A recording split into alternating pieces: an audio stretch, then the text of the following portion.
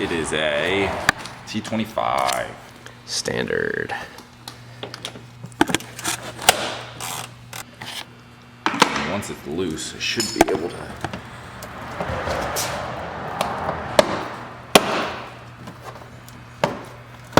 Pop this off. Yeah. So if you can see that.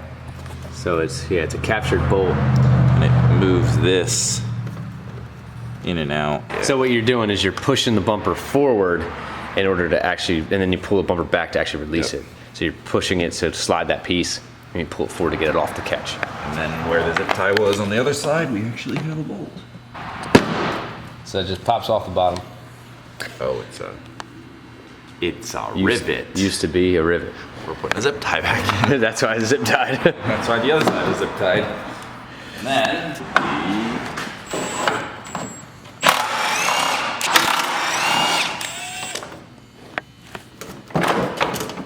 there it is. Nothing holding it on the bottom.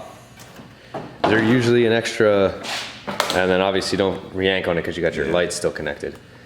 So we clarified that there is no plastics even on a stock one that hold onto the bottom of the bumper. The only bottom attachments are those rivets on the corner. Other than that, everything's just on top. And in order to unplug your lights, simple, just push that tab in and pull out. Now remove the headlights. 10 mils on top. I think it's just those two up there. Yep.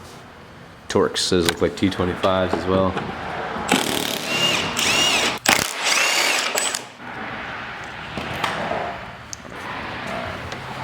those two. Well, if you can just wiggle it out of the way, yeah. Yep, I'll hold that down. Hold it down. And there is one more all the way in the front corner. There it is. Now she's looking loose. Oh yeah, bingo. This one you push in like that and pull out. Although if you saw the Cobalt video, this is a similar plug to the intercooler pump. Sometimes you gotta pry the wire out. Let's see if you can do it. There you go. Crusty. Surprised that came out that easy. Boom, boom. Bingo. There's one side.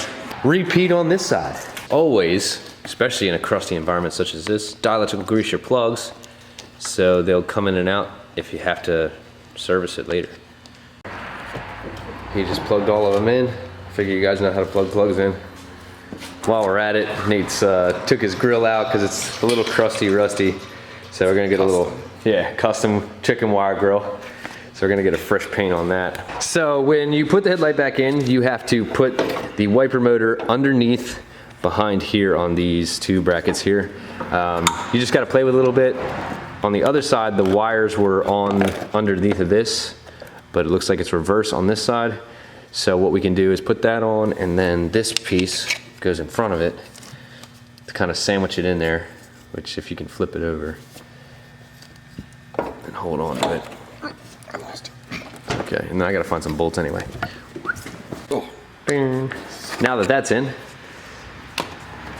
gingerly, and I don't know if we mentioned it before, but his top brackets are broken on these. These are used ones he bought, obviously, but the two, and they're both broken on both of them.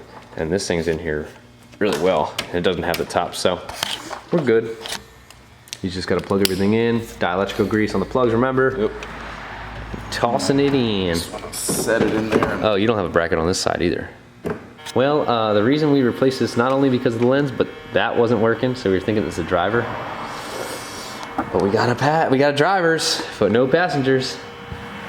I can hear it turning, but the funny thing is the drivers doesn't make that noise. Yeah, so we're gonna try the bulb first before we get crazy. We're just a little hesitant because this one already wasn't working, so now we're a little worried, but check the bulb first. I guess they are also labeled on the fuse box. Oh, that makes sense. Because the description is a little confusing about where everything goes, because this doesn't look like that.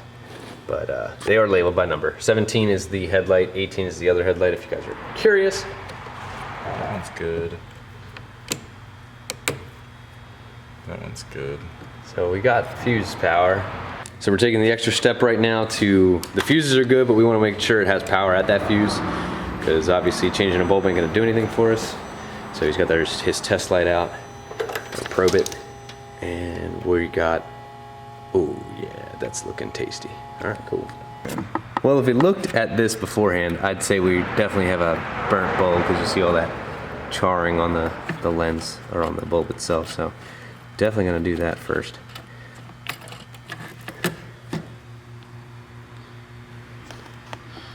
And that's what a brand new one looks like. Well, it was brand new before. I kind of Oh, he touched it. shoved it in. He touched it. The old He didn't lube it up before he, yep. He jammed it. $100 light bulb, but Well, there we go. It's not too bad. Just don't ever touch the lens, guys and girls, because the oils on your hands will cause the bulb to burn out because it gets super hot and it doesn't allow the bulb to cool off like it's supposed to. So don't touch it with your hands. Either wear gloves or just be really careful. So there is a little tidbit of technical information here. So if you can see the bulb, you see how the housing of the bulb itself has these little notches in it. That actually keys into the housing there.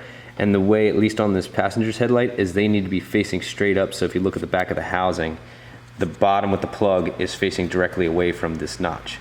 And so when you have the notch facing up, it doesn't slide or anything, or it doesn't thread in. It literally just goes straight into the housing. So you just put it straight in. You'll feel it kind of click. It doesn't click or anything, but it just kind of seats down into it. And then those snap in really easily. They come both from the same side, both from the top, and slide into little slots there. Yeah, just like that. So if you're struggling to put these on, then this probably isn't seated all the way, because these are really super easy to just push on and push back in. So if it feels like it's not coming around that housing, then you don't have it all the way seated in yet. Just sliding it into the pocket. Don't forget your bolts.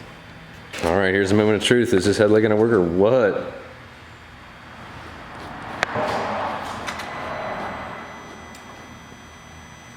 Oh, we got lights on both sides. 1, 2, we're good to go. Reinstallation. So now we got the headlights completely on. They're bolted in there. These side panels are bolted on. We just gotta make sure we plug in the fog lights and dielectrical grease those as we plug them in, or as we put it on. And then Nate has the grill back in after it's all been painted. So it looks way better than it did before. Don't mind the red zip ties? Yeah, the red zip ties are just for flair, okay? It adds 5 horse. So he's gonna need it if he's gonna race me anyway. Still gotta find out. But anyway, yep, so we're just gonna throw that on. And don't forget the clips back here. You leave them loose and you put it all on the top and around the side, and then you tighten these up to bring these back and actually hug the bumper, and then just put the clips all on the top, and it's good to go. So we're just gonna throw that on real quick. Maybe he can do it by himself, I don't know. Or I'll lend a hand. Yeah, get it close. Where's that plug at? And just make sure when you're putting the bumper up that you get the wiper arm actuator, and a little hose that comes next to it. Make sure they both go through that. Otherwise you could break the bumper, or then you gotta fish it back out. So you kinda gotta lay it up in to the trough there. So you're pulling all the way back. And then you kinda stretch it up to the top and then smack it in.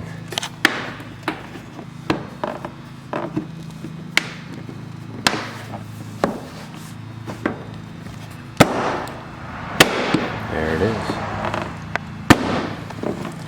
Beautiful. And then don't forget your bolts up here, and then the bolt in the back to catch it. And that's, and then obviously the wipers.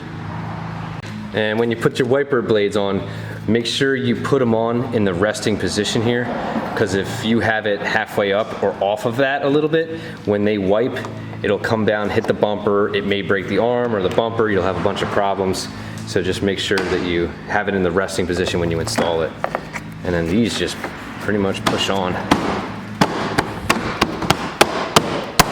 Beautiful. So yeah, we got it all on there. And it's doing the final touch on this side.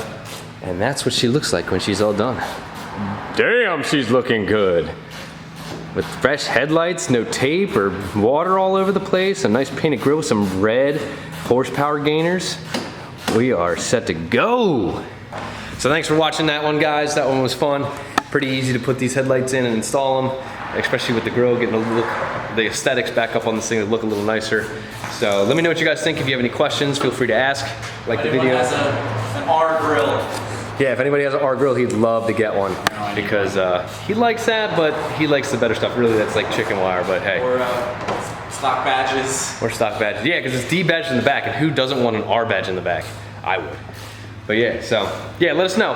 So other than that, we'll see you on the next one.